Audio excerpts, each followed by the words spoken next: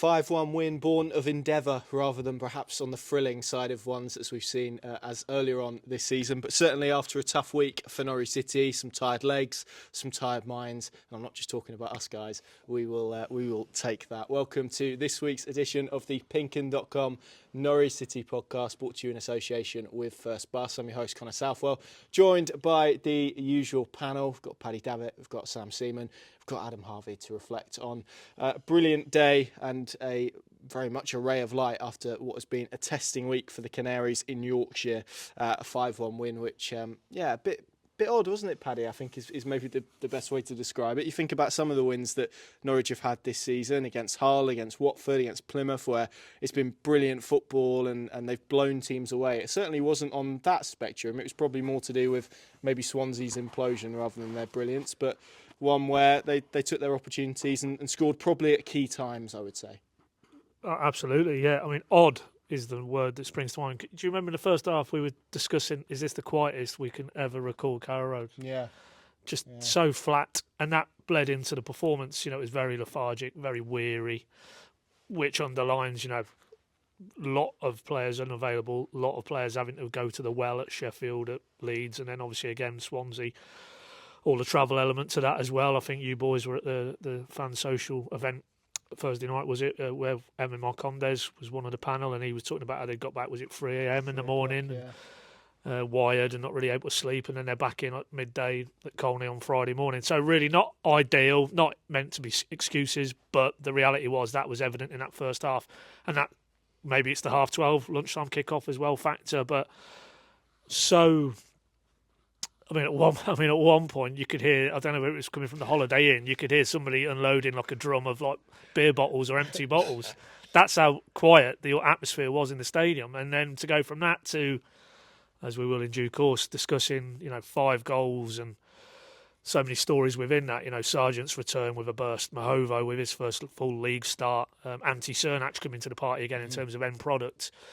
Even, the sight of Sorensen and Cordoba not only in the 20, but actually getting on the pitch. So many great stories at the end of a great result, but from very strange beginnings. It certainly was, but at least it went that way and it didn't start well and then ended miserably. So, yeah, and the upshot is, after 2 very challenging away games at the top end of the division, more evidence for me today that the top 4 aside, the rest of this division is so much of a muchness. And at home, Norwich, I feel, even allowing for issues around player availability and tiredness, they should be good enough to be certainly competitive against all the others, and more often than not, I think, win. And we saw that again today, with the massive caveat that Swansea at 2-1 completely lost their heads, imploded.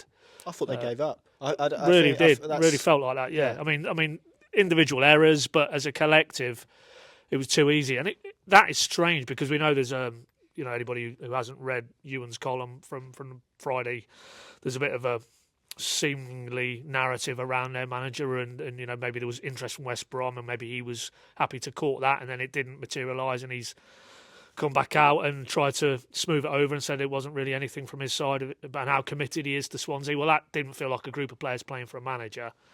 No, those who I feel sorry for is those 277 as it's recorded away fans from Swansea. 600-mile round trip for a 12:30. Apparently the coach is left at 3 a.m. I don't know what time they'll get back tonight. And they see that team in their image performing like that in the final 20 minutes. When for an hour they were very competitive. And when it went to 1-1, that game's in the balance. But obviously then Norwich score within a minute of the restart and the rest is, a very comfortable ride. But very conflicting afternoon. But from a Norwich perspective, I think it just underlines that certainly when Sargent's fit and available, they are more than a match for the majority of this division. Yeah, and that's probably the thing, Sam, isn't it? Because as off-colour, I think I'd describe Norwich as. I think you could see that they weren't pressing with the same intensity. They were probably happier to sit in a low to mid block at times and maybe try and absorb a bit more pressure and ride the game out. It wasn't sort of the front foot proactive football that we've seen this season at times where they've really gone after teams and pressed them high, and their play out from the back was littered with errors and that was just poor touches and poor decisions more than anything else. And at 70 minutes where the game was 2-1. time. There were points where they were having to absorb pressure. They changed their shape. They went to a 4-4-2 out of possession. They were having to not necessarily, Swansea were creating a host of opportunities, but they were building pressure, and Norwich were retreating a little bit, and it felt like it was going to be a long 20 minutes. So then for that third goal to go in and Swansea to basically wave the white flag, I think probably helped Norwich really, because when you're tired, when you're fatigued like that, you don't really want to spend 20 minutes behind the ball and trying to ride it out, because it's when you're tired mentally, that's when you make errors and you get positions wrong. So yeah, as Paddy said, probably helped by the fact they could bring in Sorensen and Cordoba, and that probably offered a little bit of stability maybe rather than what they've had in the recent weeks. Indeed, and I think there have been times this season where it's felt to me like maybe they've gone a bit heavy on the changes and they've adapted the system too much, and you've got players playing in all sorts of different positions even within one game, and to an extent that was the case with some of the changes that they made, but I thought it was probably a level of proactivity that they needed based on that first half, because they did look tired. It did look like a team who had been playing less than 72 hours earlier against one of the best teams in the league, and actually I thought that was really positive from Torup at half-time to make those two changes, because they were 1-0 up. He could quite easily have gone, okay, the dam's burst, now the team's going to go and produce much higher levels of performance, but he didn't take that for granted, he didn't take that chance, and I think especially now that teams have the 5 substitutions available, when you're in that hectic championship schedule and you've got a few injury problems as Norwich do, it's really important to be proactive with those substitutions and make them early for rotation purposes, and then they just had that burst to finish the game off. And as you said, I'm not sure it would have been the ideal situation for them to be 1 goal up, especially against a team in Swansea who clearly have a lot of problems with their setup, but they do know how to keep the ball. They do know how to put teams under pressure and dominate games.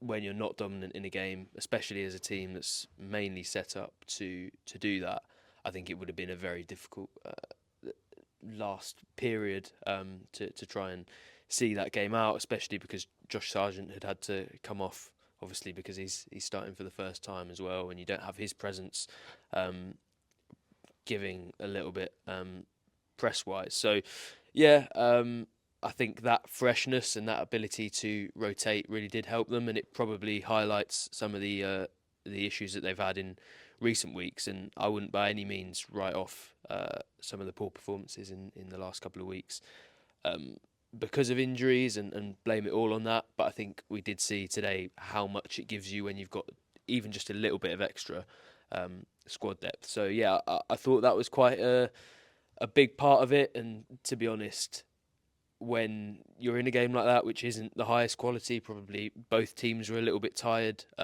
from midweek games. Obviously Swansea played on Tuesday, but then had to travel really far for this lunchtime kickoff. When it is those lower quality games, quite often just having fresher players on the pitch and that bit of extra energy can help you, and I thought that was the case for Norwich today. Yeah, and we'll come on to Antti Sienats, who I thought delivered that. Jack Stacey delivered that freshness as well, that probably helped kick them on in the second half. But Adam, so much has been made this week of trips to Sheffield United, trip to Leeds as well, where Norwich failed to record a single shot on target in both of them. 8 today. Nosebleed territory.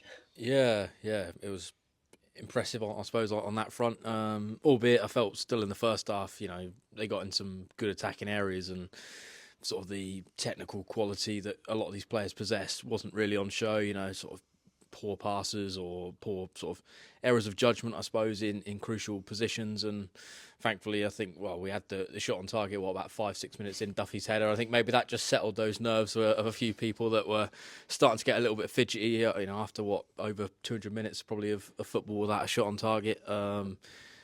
So yeah, I think that probably, and then Sargent obviously opening the scoring before the break. I think that probably just alleviated any of those potential stresses. But for me, I think that's a little bit of an irrelevant metric anyway. Because as we pointed out on the recent live during the week on Instagram, they could have had a 40-yard shot that the goalkeeper claims, and ultimately that's that goes down as a shot on target in terms of statistics, but it's not a good creative opportunity. It's not like the chances they created today and the opportunities that they scored from and profited from. So in that sense, I wasn't really too worried. They also have gone up against two teams that defensively are pretty good at this level without their main talisman, and that was obviously on show today with 2 goals. And it feels like certainly moving forwards, if we go to the games against Watford, Derby, Oxford, whoever else is to come up in recent times, Preston, and they're not registering shots on target, then we can have a little bit more cause for concern. But I think any of those kind of fan base or part of the fan base that were concerned, I think they can maybe sleep and rest a little bit easier tonight.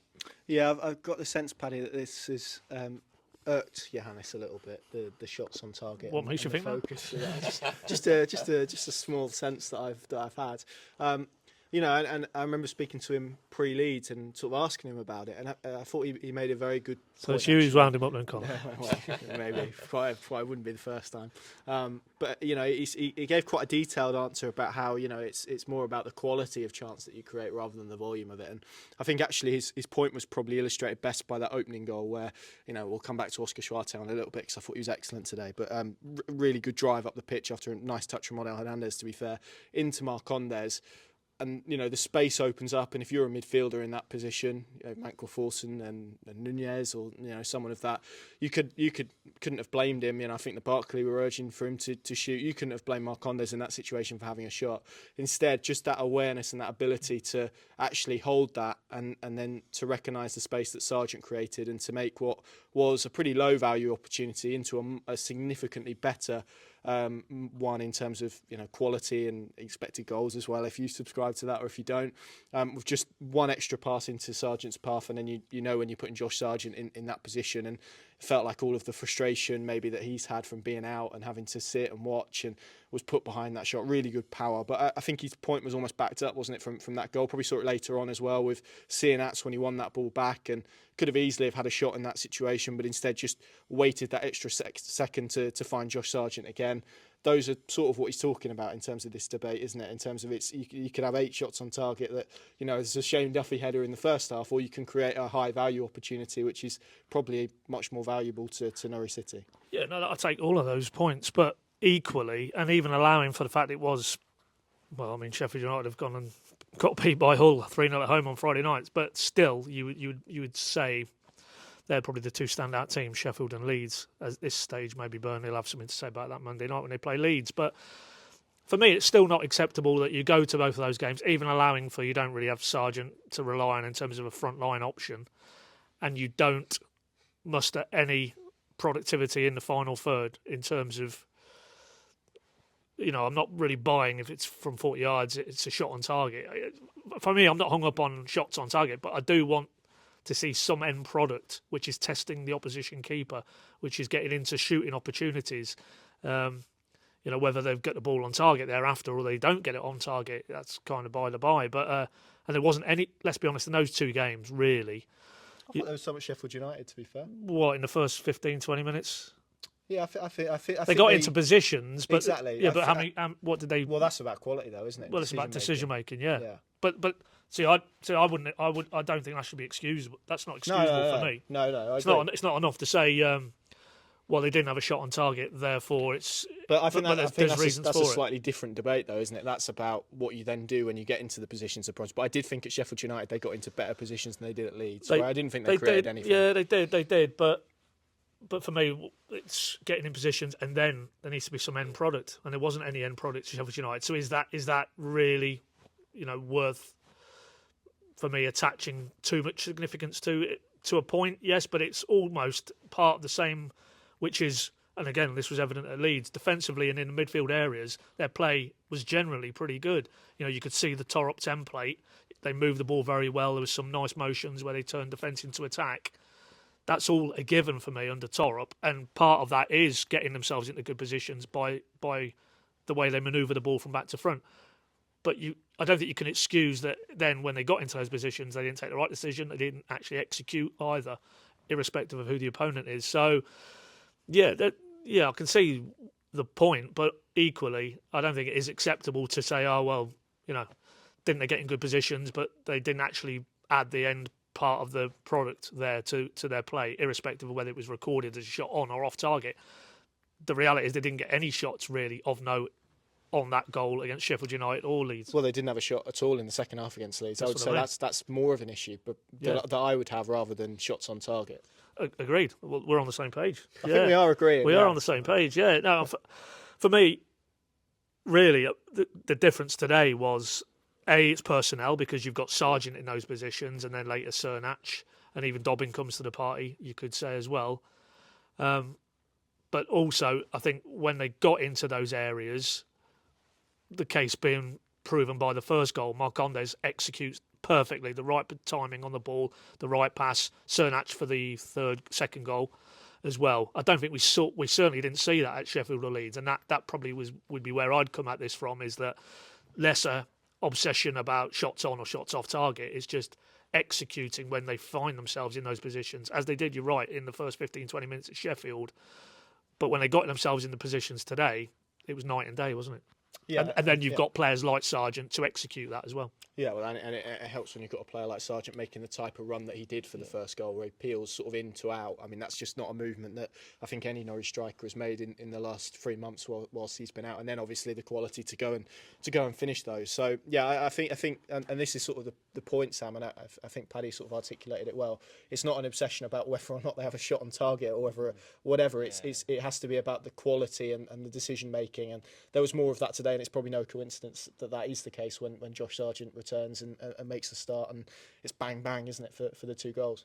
Yeah, and I think that was it was probably the perfect illustration today when you look at the result of how big small margins end up being, because Norwich, you look at the scoreline, 5-1. It looks to anyone who hasn't watched that game like they've absolutely dominated, but really what it is they've taken a couple of chances at really important times. Swansea didn't take a couple of chances early on in the game, and that's basically decided how it's played out. And as you mentioned, obviously Josh Sargent and having a striker of that quality is such a big part of that. The movement for the first goal was fantastic, and then probably a slightly simpler finish, same quality of movement for the second, but then I actually think he makes it look like an easier finish than it is, because the angle isn't amazing. He's fairly far out as well. And he just slots it into the bottom corner in a situation where, again, it was a really fine margin. That I think it's fair to say it's quite likely Norwich don't go on to win that game if they don't score that goal, because then Swansea have time to build a little bit of confidence after their equaliser, and then who knows where it goes. So, it comes down again to the quality in both boxes, and as much as that's gone against Norwich in the last couple of games, I think having Josh Sargent back and a striker who will put those chances away, who will just move that half a yard to create a little bit of space that maybe a slightly less natural option like a Schwartau or a Hernandez or a Cernach, they don't really make those sorts of movements, because to be fair, they haven't played in that role as much as Josh Sargent has in his career. So yeah, I think obviously that was a huge part of the win for Norwich. I'm probably not saying anything new there, but yeah, I think that was absolutely clear. And if we talk about both boxes, then we probably have to highlight a great save from Angus Gunn in the first few minutes. Was it? It was quite early on in the first half, where he probably doesn't know too much about it, but at point blank range. It's a sort of save he probably hasn't been made. Yeah. Not necessarily because anything to do to it for him necessarily, although you can question his positioning I think on some goals, but maybe just the luck element of it. Yeah. It's one of them.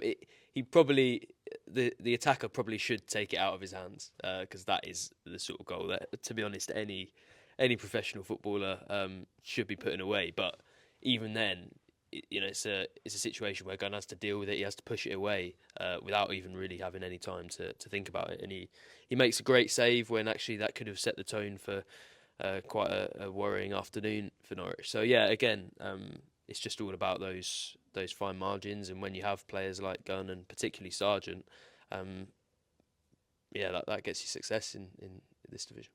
Yeah, and look, as Sam says, Adam, it's nothing new with Sargent, is it, in terms of his quality? But it's not just him individually; it's what he does for others, the space that he creates, the way he stretches Norwich's play, giving players like Marcondes the option to create a chance, the value of whatever it was with his movement. It's just those small details that make him, I think, shout if anyone disagrees, but probably the best all-round striker at this level. Yeah, pretty much every sort of part of his game he's pretty strong at, particularly at this level. He's proved that now for 2 or 3 years, and it's probably a little bit frustrating if you're a Norwich fan, if you're Johannes Torp, that he's not been available all season, because it feels, if you look at the table now and Norwich's relative position, I think had he been available for the patch of games he's been at, then it's pretty clear to me they would be in and around the top 6 now, and probably in there maybe a little bit more comfortably than a lot of the teams that are sort of currently in that 5th and 6th patch. So yeah, he's vital.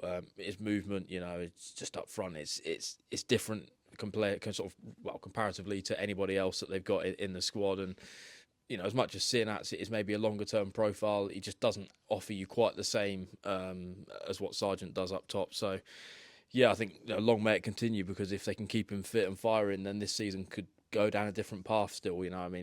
Whether if they get in the top 6, and promotion probably doesn't feel like a good thing this season, but yeah, it's pretty key to me if they can still try and keep him in the building even over the summer. Next season he could be a vital part if they could keep him fit in what hopefully will be a more successful season, because yeah, we saw it today, and we've seen it throughout his whole time at Norwich, certainly in the Championship, just how much he brings to the party at this level. I really like how they've managed him. I think it would have been easier to be tempted and to throw him in a lot earlier than they have. To give him the minutes against Brighton, to then give him a little bit against Sheffield United. It's just probably a shame that game wasn't at 1-0 when he came on rather than 2. Obviously, to give him that little bit more at Leeds, to start him today, and showing probably a little bit of self-discipline really to after he scored, get him off, because I think a lot of managers in that situation, the game wasn't won at 2-1 by any stretch of the imagination, as we've described, and every manager at this level would have wanted him on the pitch. So it wasn't a big risk, but I think in terms of his fitness, the upside of that will be useful. Hopefully, then he can get 75 minutes next week, and he's got a full week now where he can have some training time as well. So you can manage his load a lot more. I think they've done that. They've done that pretty well. Pad, the last 3 goals really were probably all slightly different. Probably more about what Swansea didn't do rather than what Norwich did do, albeit great endeavour from Lewis Dobbin, from Antti Sinats probably twice, and obviously Marcondes as well, just to chest that one in on the line.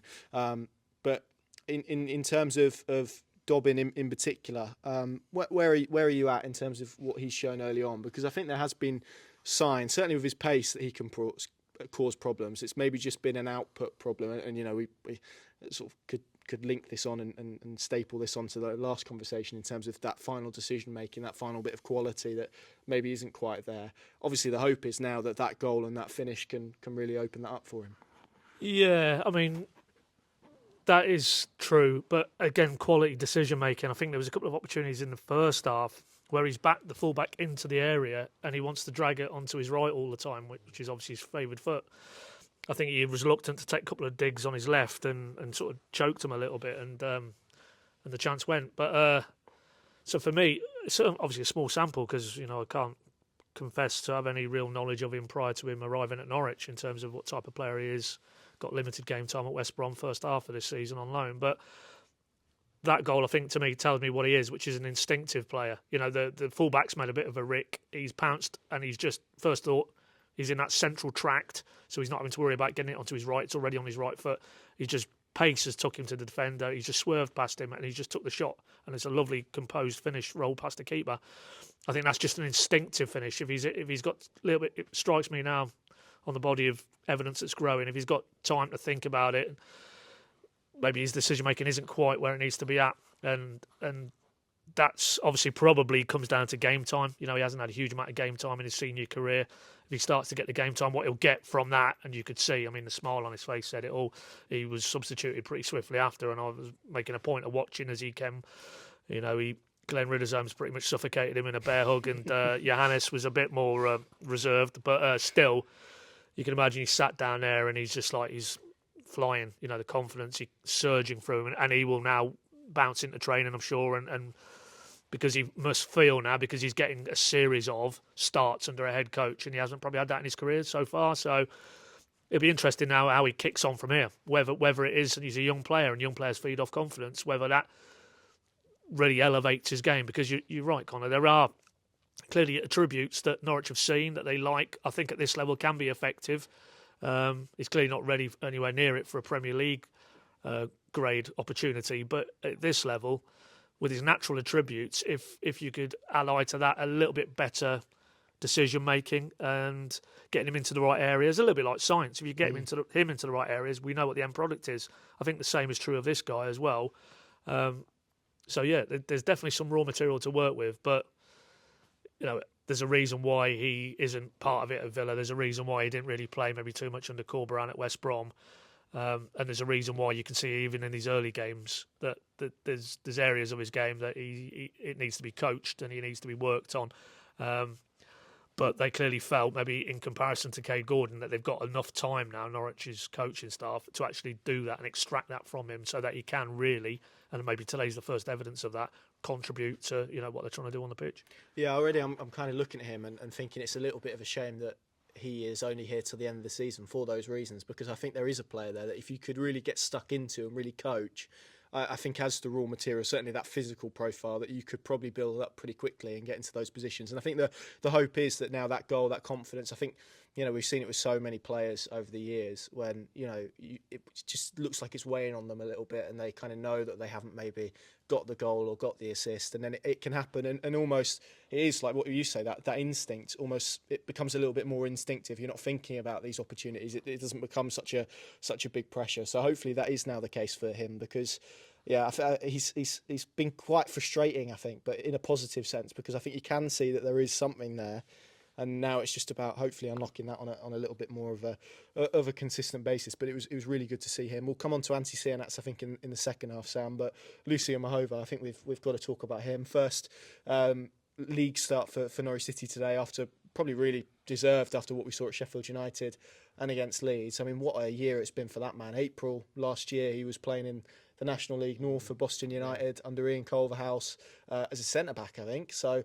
It's been quite the journey for him, hasn't it? Yeah, no, I was actually I was thinking about that before kickoff, just how big the jump that he's made has been, and I think it speaks volumes really, because when he first arrived at Norwich, it was quite firmly an under-21 signing. It wasn't really a situation where he was someone coming in sort of halfway between the groups who Norwich thought would end up playing in their first team in the next few months. I think they were hoping to, give him probably plenty of game time with the under-21s and then see where he went from there. But over the last few games, he's really made a bit of a name for himself. And I think what stands out to me the most is the fact that he looks at home in sort of senior football. He looks very much like a part of it. And sometimes players go in there, and I think probably we saw this a little bit with Kellen Fisher at times last season as well. They go in there and you can see the qualities that they have, and more often it's the technical qualities that stand out. And then physically they look slightly different, and they might lose a couple of duels. And you can see the areas. It was even like this with sort of Todd Cantwell at Norwich when he broke through, and you can see the areas where they need to improve. And I'm not saying Mahovo's the finished product, but he looks like a senior football player. He looks like somebody who is comfortable playing against hardened professionals, and I think that stood out even from early on in that game against Sheffield United. And I think that's probably played a bit of a role in how quickly he's become a starter, because that's the sort of thing that you can see within 10 minutes, within a short cameo. And you look at some of the other players, like maybe an Elliot Miles, and if you're an attacking player or even like a midfield player, you might need half an hour or 45 minutes to show what you're like in a game and to really give enough of a body of evidence. But because a lot of what stands out with Mahovo is the fact that he just feels like he's a part of the senior setup, I think that's been advantageous to him. Probably Ben Krasene's performances in those two games went for him as well in terms of starting this one, and I'm going to go off on a bit of a tangent here, but you look at even that area and somewhere where Krasene, I think, now has a bit of competition. That was probably his best performance in a while, coming on as a substitute. So yeah, I think that left back area is looking pretty good, and to have someone in there who probably none of us were really considering as a potential starter. I think if you'd have asked me 6 weeks ago, will Mova start in the next 3 or 4 months, I probably would have said no, he might come off the bench a couple of times. So for Norwich now to have another option in that area will be a major bonus, and for it to be someone that young, homegrown as well, given the issues they've had with that, and who fits their whole wider strategy, will be a massive bonus, and I'm sure they're absolutely delighted with that. Yeah, I really like his ability to just fizz a pass through lines, and you know, there was a couple of times where he played balls into Sargent and got Norwich away. That was really clever. And Adam, it's quite early to go down a route of what a brilliant bit of recruitment it is, but it's hard. I don't want to big the lad up. He's played one championship game, and we'll have Glenn somewhere behind him popping out and telling us off. So we don't want to do that. And clearly he's got a way to go. But you just look at his. I mean, I spoke to him post game today, and his journey's fascinating. He was at Sheffield United, didn't get a scholarship, then ends up at Notts County. Obviously had that loan spell at Boston United, which is where he said Norwich sort of found him and discovered him. I think he played a couple of games in League Two, but we're not talking about a regular. To then come in and make the impact that he has done so early on, a lot of people have kind of said, well, why aren't Norwich looking at the lower leagues? Well, there's a brilliant example, and Callum Fisher, of players coming from lower levels and really making an early impact. He's given himself a hell of an opportunity here. Yeah, it feels like, almost sort of harking back to kind of the Farker days, the Max Aarons, the Jamal Lewis's. It's about taking that opportunity straight away, and it feels like he's certainly done that today. An excellent performance all round, and just the confidence really within the lad. It's be quite easy as a younger player, in difficult scenarios, particularly like you look at his kind of couple of cameos off the bench in recent games. He's had to go to Bramwell Lane, he's had to go to Ellen Road. These are really tough places to go for any championship player, any football player, let alone, a young lad who's still making his sort of first steps into a senior career, and certainly at this level, as you referenced, he's played a little bit lower down the pyramid, but certainly not, inside of that sort of capacity stadium, the noise and just a different environment that would bring, and it just doesn't look like it phases him. I mean, sort of just his technical qualities to be able to play across. I mean, there was the one at Sheffield United, which, if Sargent's there, for me, he probably has thrown himself at it because it was absolutely pinpoint. And there was one in the first half today, which is a little bit disappointing. Nobody could get on the end of it because, again, just pinpoint right into an area where if you've got an attacking player, they could probably profit from. So in that sense, I think he's got everything you need from a Torup kind of fullback as well. Someone who's willing to get forward, someone who's got the ability to pick a cross, pick a pass in those areas. So I'm excited to see what steps he can make between now and the end of the season. But even if he doesn't progress himself into a position where he's a starter between now and the end of the season, I certainly think pre-season, get himself back in the building, work hard, impress over that, then I think there's a really good opportunity that he could push himself into the frame next season to be one of Norwich's starting left-backs. Jamal Lewis kind of had a similar route. He kind of came in and around the January and sort of gradually built himself in, and it was the next season where, him and obviously Max ended up being thrown in that season, that they really progressed and made themselves starters in a championship team, and they were exciting to watch. So I think he's got a little bit of inspiration there to look at, and that just to me proves the point about going and picking out these younger players from lower divisions. Norwich have had so much success, maybe not so much recently, but certainly in sort of the early 2010s. You look at that Lambert team, and even sort of post that, they still had some success. The likes of Madison, just younger players that are proving themselves, and they can build them and bring them in, and they don't necessarily have to throw them in straight away. Just get them in the building, nurture them, develop them, and then when the timing's right, as is the case for Mova now, get them in and let them thrive. And that's what this whole strategy is about. So I'm sort of hopeful now between, obviously it doesn't look like they're going to do much the rest of this window, which I'm sure we'll talk about, but certainly in the summer, just go down to League One, go down to League Two, see what's about, and try and pick out some gems, hopefully. Yeah, I spoke to him post-game, and he was asked if he'd sort of processed the week, and he kind of said he hadn't. And there was this sort of nice, like a young player who had sort of a bit of naivety about him, hadn't really sort of clocked what he'd done, and I think that sort of fearlessness has helped him a little bit, and maybe he's been able to, why he's walked in the team and been able to say, right, I'm just gonna play, and I'm gonna play. He looks quite free at the moment, and I hope that remains the case, and that will only remain the case if he isn't hyped up to the nth degree. So we'll stop talking about him there and let him play. Part 2, we're going to speak about another young player who we're probably going to be praising quite a bit in Oscar Schwartau, Antti Sienats, which you just the ticket as well, and then we will announce the winner of our competition from a couple of weeks ago. So yeah, stay tuned for part 2 in a second. Welcome back to part 2 of the PinkUn.com Norwich City podcast, brought to you in association with First Bus. Still not in our studio. This is hopefully the last one, I think, that post home game, but we'll see. We'll see that we'll be out, but we've managed to bring all the. Are you discontinuing the PinkUn podcast? No. I meant, hopefully we'll be able to continue in the studio after the next one. But yeah, we've managed to bring all of our props, tats, however you want to describe it, up to the office. So hopefully it hasn't made too much of a difference. Of course, reflecting on a brilliant afternoon at Carrow Road and a 5-1 win. Paddy, I'll give you the option of where you want to pick it up, really. You can have Antti Sienats, you can have Oscar Schwartau. Where would you like to go? Who would you like to speak about? Or we could even roll it into a just the ticket segment if you want. You're the host, my man. Yeah. So however you want to play it. Well, are you going to pick either of those two if you're just a ticket? Well, there's two obvious ones, isn't there? Neither of those two, but we've already discussed them. So would I pick, on the basis that I'll leave the other two free, then let's talk about Antti Sienats, is just my ticket. Okay, go for it. We'll do. This is how we roll with things on the podcast. How brilliantly we produce this ad show. hoc and unprofessional. Exactly. Yeah. We'll do just the ticket. Go on then, Paddy. Take it away with Antti Sienats. Well, Antti Sienats is just my ticket today, Connor, because off the back of Sam's section with him yesterday at Colney, I thought that was everything that Giannis said about. There's a player, and we know, and we labour it probably as much as any about the price tag that he came in for, but it is a fact.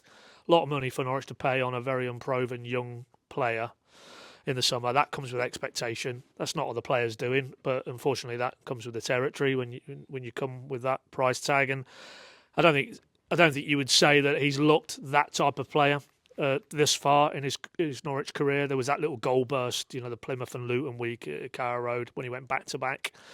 But I thought Johannes was good on Friday when he was saying that really needs of must. The 4 months that Sargent's been out, or the 14 games, sorry. He effectively has had to shoulder that burden of being the central striker. It's clear he's no Josh Sargent at this stage of his development. That won't have helped him, though, in his adaptation to England, to a different footballing culture, coming into a new club, new teammates, the demands that Torok places on his players. And that's where Johannes was at yesterday when he was saying, look, ideally, his path would have been different. He'd have been play, take him out for a game, play, take him out for a game, just so that he could have that respite almost physically as well as maybe, in terms of the footballing dimension. And with that context, didn't start him at Leeds, brought him on with Sargent, didn't start him today, brings him on in the second half while Sargent's still on the pitch, and Sargent goes off and he gets moved into that central role where he clearly has, I think it's safe to say, struggled with that end product, with that everything that Sargent is. He's not really the same.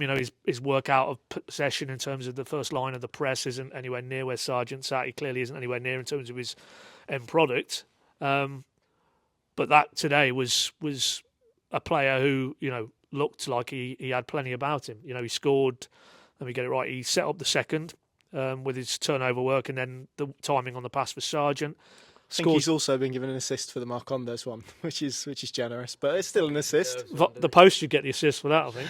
But the bar, sorry. But maybe he did pass it to Marcondes off the bar. And he's a better player than I thought he was, to be fair. But he scores the fourth, and then he does have a heavy role in that fifth goal. So for me, how are you judging him? Any of those attacking players, you judge them by their output, and that today is the type of output you want from him. And he came on and he impacted the play. And I asked Giannis again in light of his comments on Friday. I asked him again after tonight's game or today's game, and he kind of said, well, yeah, it was almost the Ornel Hernandez role where he can introduce him in an environment where Swansea are tiring, the game's opening up, and it's easier for him to affect the play in that way. And all of that makes perfect sense to me. So, yeah, we talked about Dobbin earlier, and maybe that could be a little bit of a trigger for him. And if the Plymouth and Luton week was a bit of a false dawn for Sienats, maybe this now, with Sargent back fully fit and that burden that he will take of leading the line, maybe that will release Antti Cernac to really step forward and start to build on what today was a very good performance from him from the bench. Yeah, and like you said, it just takes that pressure off, doesn't it? Suddenly you're not the one that's relied on to produce the goals, and you've got a bit more freedom to go and play a little bit. So yeah, maybe you're right, and I agree. It was good to see it. It looked a marked difference with his energy today. Sam, who was just the ticket for you? Well, I want to say Oscar Svartau, but then we might spend the whole of the second half of the podcast doing just the ticket. You take him, and we'll make this the Okay, Oscar there you go then.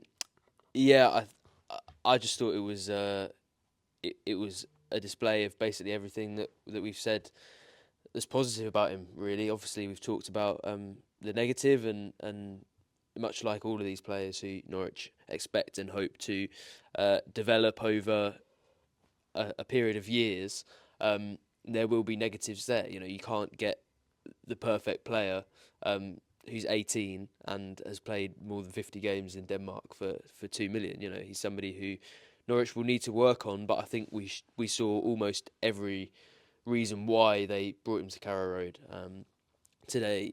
First of all, the physicality and the athletic attributes to play the role that he did in that first goal. Obviously runs, I think, about 40 yards, and still at the end of it all has the wherewithal to be able to find Emi Marcondes in a good position, fights off some fairly physical Championship defenders in order to get there.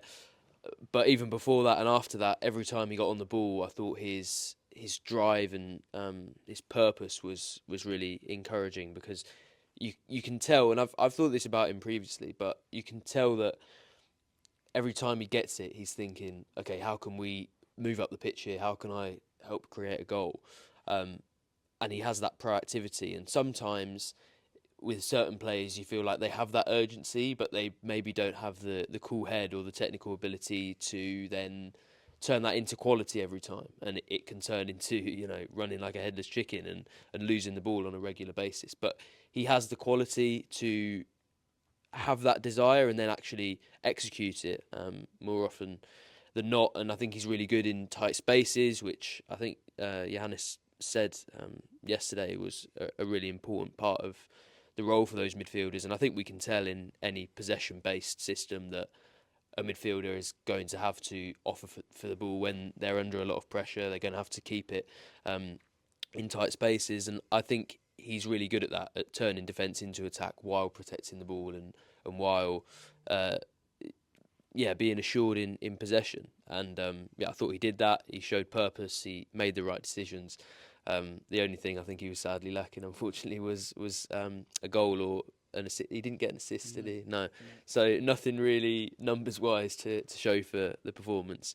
But in terms of watching him and everything that he did, I thought, it was a really positive performance. And again, you just have to think about his age, because he is younger than Lucian Mova, who, you know, we're talking about as somebody we need to temper our expectations of, and somebody we don't want to praise too much. This guy is even younger, and he's now got several Championship games under his belt, and the ceiling for him looks to be very, very high. But again, we won't talk loads and loads about that and put too much pressure on. But based on this performance, you can't really do anything but praise him. He's excellent. I really like him. I think it's all I would add to that, and I would agree completely with what you said. I think today was the first time we've seen him in that sort of 8 role, and I thought he was excellent in that. You can see, you know, Johannes spoke about how they've maybe used the right side to sort of embed him into the team and develop him into the team. I think this was maybe a little bit of an audition for him as an 8, and I thought he did that role expertly. I agree with you. He's, for a big lad, he's got quite a low centre of gravity. He's quite agile. I think he protects the ball really well, uses his body really well. I've just got a funny feeling he's going to explode at some point. Maybe not this year, maybe not even next year, but at some point I just think he's going to really kick on and start scoring goals and adding output to his game. And when he does that, Norwich will have a really big talent on their hands for the type of player that he is. And really, really exciting. I think, again, I don't want to make too big of a statement, put too much pressure on, but he almost feels to me, if we're going to look at one and look at it through the Mario Vrancic template of maybe someone who takes a little bit of time and is a little bit of a slow burner, and then second year is bam. He kind of feels like the most obvious one to me at the moment that is going to go on and do that. But he's very young, and with that, obviously needs time. And yeah, when you watch him play, you forget how young he is. It's incredible that he's 18 and he plays and he conducts himself in the way that he does. Big talent. Adam, let's come to you. Who is just the ticket for you? I think because we've already mentioned Sargent and Mova. Mentioned about half the team yeah, at this point, so we are running out. I'll go for not left field, it's technically the right of the field. I'll go with Jack Stacey. I thought actually his 45-minute cameo was very impressive, going forward and defensively. Obviously started quite a few of the games recently, given their sort of lack of options in midfield and Fisher being pushed into that area, and he didn't really look like one of these that was kind of suffering from fatigue at all. I felt driving forward, he offered them a threat down the channels, and there was the tackle on the halfway line where Swansea broke quite quickly from, I think it was a Norwich corner. It was a pretty vital tackle that he made on Ronald, I think, off the top of my head, at that stage, because again, if they managed to get away, given the quick transition and the pace that Swansea have in certain areas, that could have been a dangerous opportunity. So I felt overall that was a pretty solid 45-minute cameo from him, and obviously it maintains the battle between him and Fisher for who might start now in that right back role in some of these upcoming games, because I think both of them have got their strengths, both of them have got their weaknesses, and both will give Johannes a bit of a headache. So that's just good and healthy competition to have for Norwich, particularly going into the second half of the season, and even probably moving forwards into maybe next season when Fisher's had another sort of, another 3-4 months of development at this level, and Stacey's obviously a little bit more of a seasoned pro. So yeah, all being told, I thought that was a pretty impressive 45 minutes from him. Cool. Yeah, I was going to go for Schwartau, so I had to scramble my brains a little bit. I don't know exactly how to sort of like describe this one, because I don't want to say Cordoba and Sorensen in terms of what they did in the game, but just having them there and them almost existing and being part of the squad and being able for Norwich to maintain probably a little bit of stability in their performance, and you didn't see sort of a massive drop off because they've had to chuck on a load of young guys who aren't quite ready yet. I felt that was really important today and probably enabled them to kick on and go and add third, fourth, fifth goals. So not them guys specifically, but more their presence and the aura of those guys rather than them themselves. Paddy, let's reflect on a little bit just the week that Norwich have had then, because clearly Sheffield United away, maybe not for Hull, but for most teams is a very difficult place to go. Leeds as well. I think a very daunting week for any Championship side. Lost both of those games 2-0. We've obviously mentioned the shot on target element.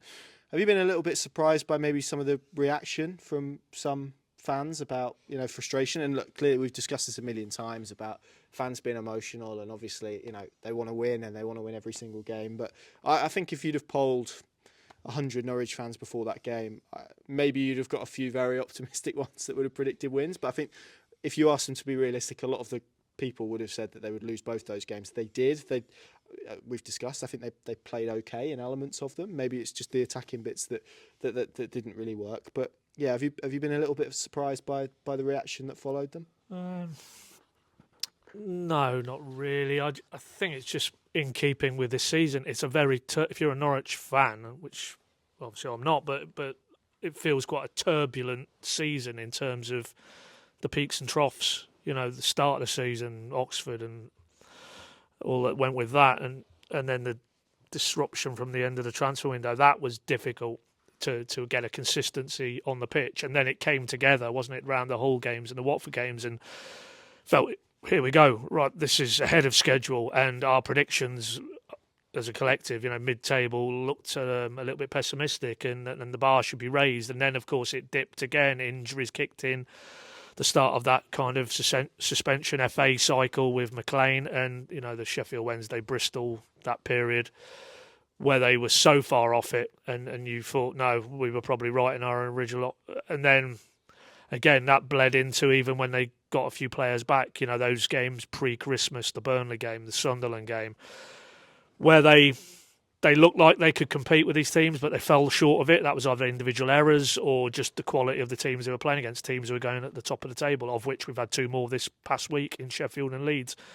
But then at the upside, then it was 10 points from 12 over the festive period, and it's coming together now, and we've got Sargent on the horizon, and then dips again. Brighton, you could say, is a game of its own. Really, shouldn't feel that it should be added to this kind of emotional spectrum. But of course, it was quite a heavy defeat, and it underlined the gulf maybe to where they're trying to get to with the Premier League and that mid to longer term ambition. And then it follows on from Sheffield and Leeds, and Johannes again today. He packaged Brighton, Sheffield, Leeds together, and he said, the reality is we're not at that level. They are better than us. And maybe some Norwich fans don't really want to hear that, because it's not so long ago that they were at that level. They were competing. They were at the right end of the Championship, competing for titles, as we know, in promotion. They did get themselves into the Premier League. They have been where the Brightons, the Sheffields and the Leeds are currently. So maybe there's part of that. But I think he was being honest, and I think he was being realistic. And I don't sense that realism isn't there really with the fan base.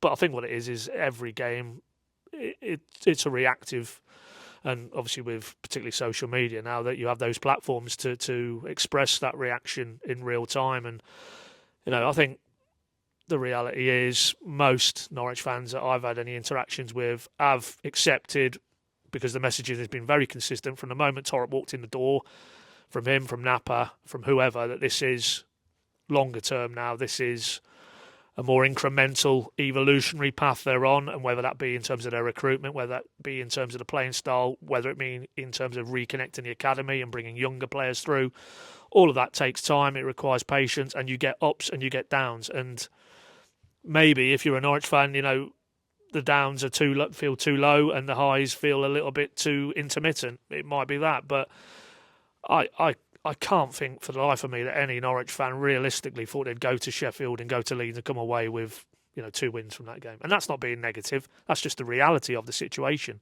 where those clubs are, where Norwich are, particularly where Norwich are without a Nunes, particularly without a Slimani, and how important they are to what he's trying to do. So, no, I'm not surprised, because that's the nature of supporting your club. It is very reactive. It is very emotional, because it is an emotional pastime. You get carried away. Today, they'll have left that stadium. Anybody who was there from a Norwich persuasion, they'll be flying high, and the playoffs are back on, and here we go. Sargent's back firing. Sky's the limit. Excuse me. But, what I would say is, and we said this before today's game, this feels now like a block of games where they can attain enough points to really reconnect themselves with that top 6 conversation. And if they do that, I think you would say that Torop and co have delivered to this point of the season. We'll see then what the end game brings. But, for me personally, I thought they'd finish mid-table, and it may well be that ends up to be the case, maybe a position or two either way. So if that is the case, and that's where my head was at, then I'm not surprised that, it's been a bit up and down and a bit of a roller coaster. And I'll repeat what I said. I don't recall any Norwich fan I interacted with before a ball was kicked was saying, really, realistically, they could aim to get promoted this season. That isn't pessimistic. I think that's realistic. So, but with that, obviously sitting down and speaking to some of these fans who've maybe reacted in a more the world's about to cave in manner, then it's hard to. I don't want to talk for them, but I still feel that if you get past that initial rawness of how you react and how you process these games, that most Norwich fans are on board and understand it's a process and are willing to back it, because obviously what it has replaced is the short-termism of the Wagner and Smith era, which wasn't, I'm afraid, and it was proven, going to get them back to the Premier League. There's no guarantee this gets them back to the Premier League, this process being shaped by Atanasio, Torop, Napa. But I think there's enough evidence now, circumstantial evidence building, that most Norwich fans are willing to give it a shot. Yeah, I would agree with all of that. All I would add is I think if there is an anger that this is where Norwich are, then it's I wouldn't necessarily point that towards Torop or even Napa. I think it's as you say, probably the guys before that who made the decisions that were short term, that were about chasing results. That's what's left Norwich probably trying to catch up and not being able to, I don't know, sign Tom Cannon or whatever. That's why they're here and why they are here. And interestingly, before I sort of wrote my column yesterday about sort of being in a moment where you're trying to think long term and the short term is a little bit difficult. I think that's inevitable. I kind of had a look at where they were in the 17-18 season, which I know gets harped on about, and maybe it is becoming a little bit overused. But I think this weekend, equivalently, 7 years ago or so, 8 years ago. They'd been beaten 2-1 by Chris Wilder's Sheffield United at Carrow Road. They played a three at the back, which was Zimmerman, Closer, Hanley. I think Jamal Lewis had just broken in, as you mentioned. They had a front three of Maddison, Murphy, Oliveira.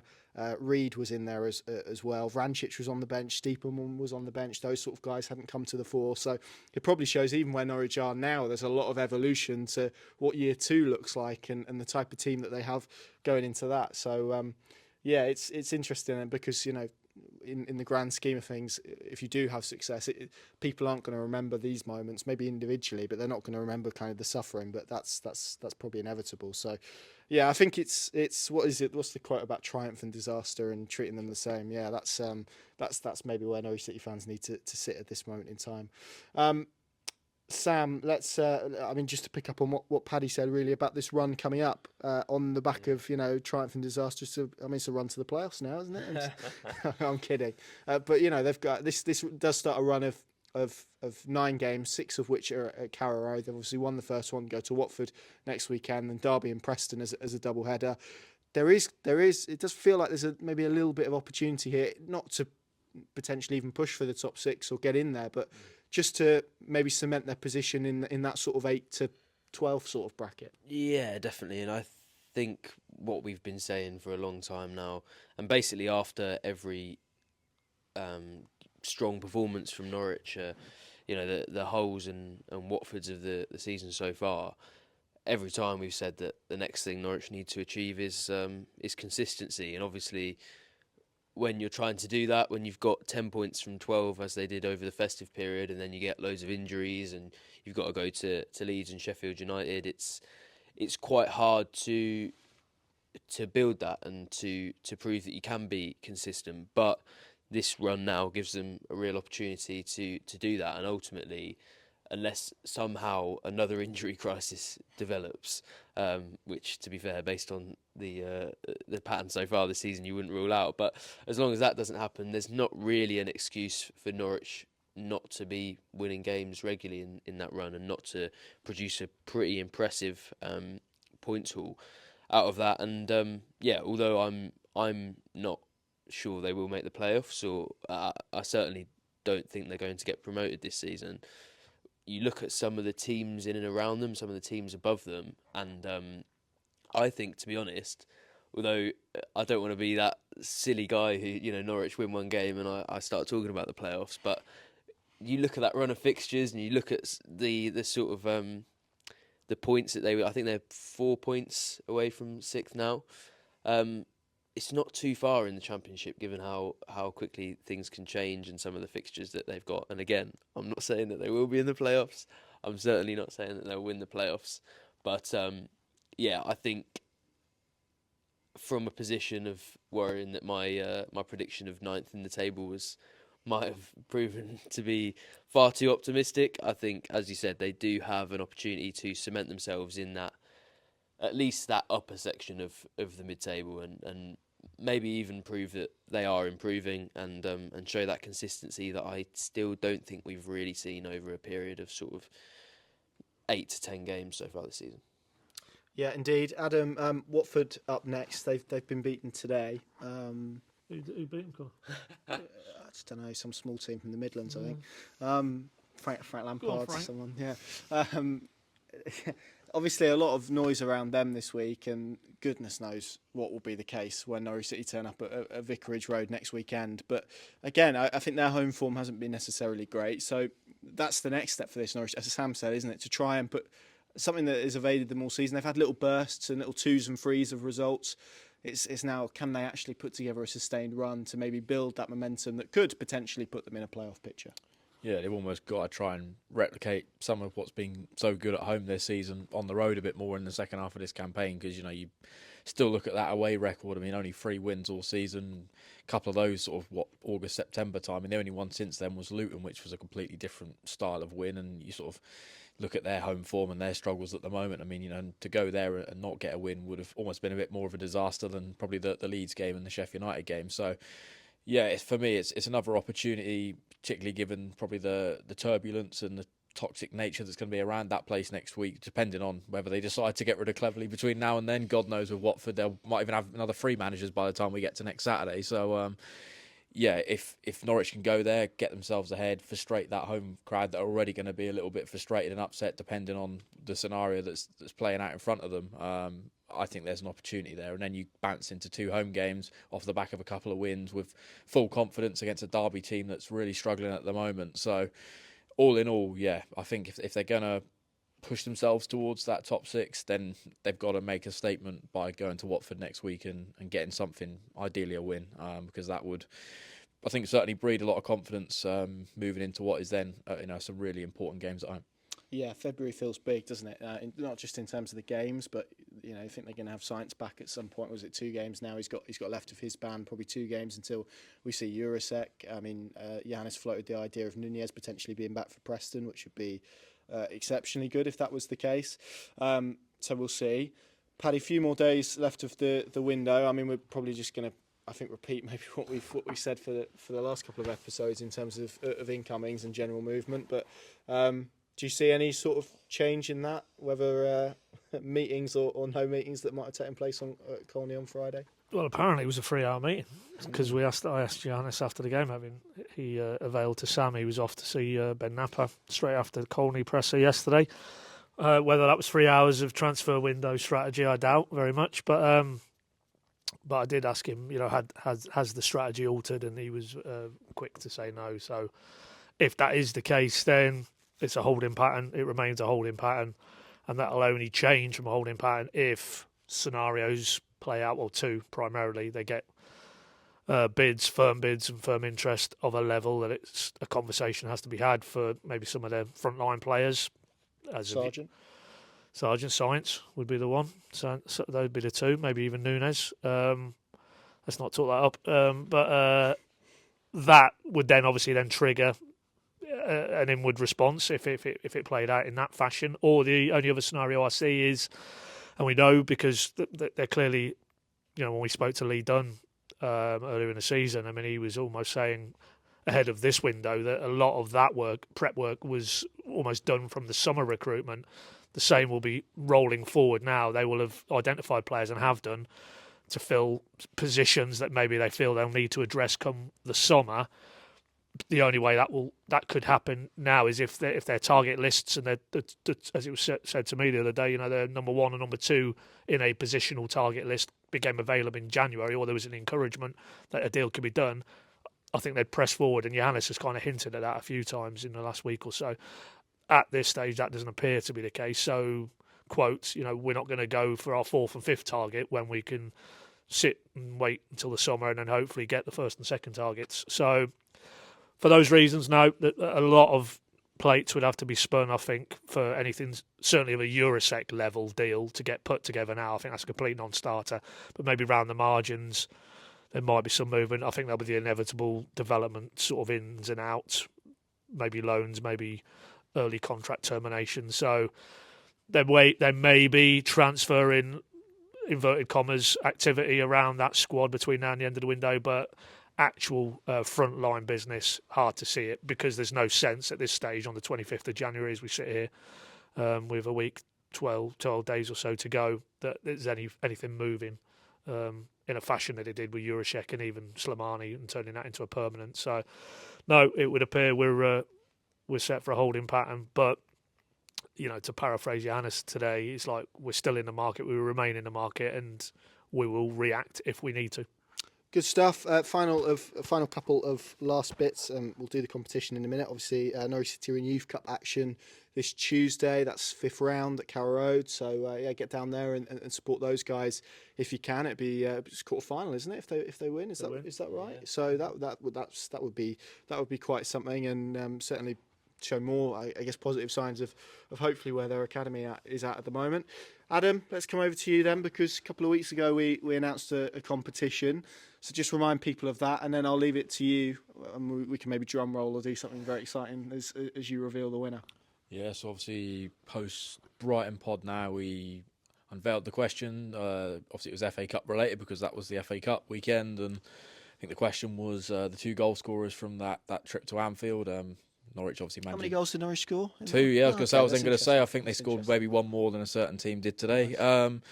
Yeah, obviously, I think we had 50, 60 responses. So, thanks for everybody for submitting their answers. I think nearly everyone, or maybe everybody, was correct. Of course, the answer was Borja Sainz and Ben Gibson.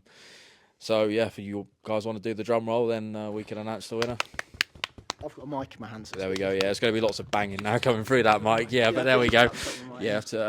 So yeah, we've put it into the generator, picked it out of the hat, and Amy is the winner from our YouTube comment section. I think she's regularly sort of commenting or liking us our various stuff on social. So of course we appreciate that, and we'll get in contact with you over the next day or two and get that gift card across to you. And how much is the gift card worth? I think it's 75 quid. It should be. That's what I paid for it. So if it isn't, then we've got a bit of a problem. So yeah, I think hopefully that will be enough to cover.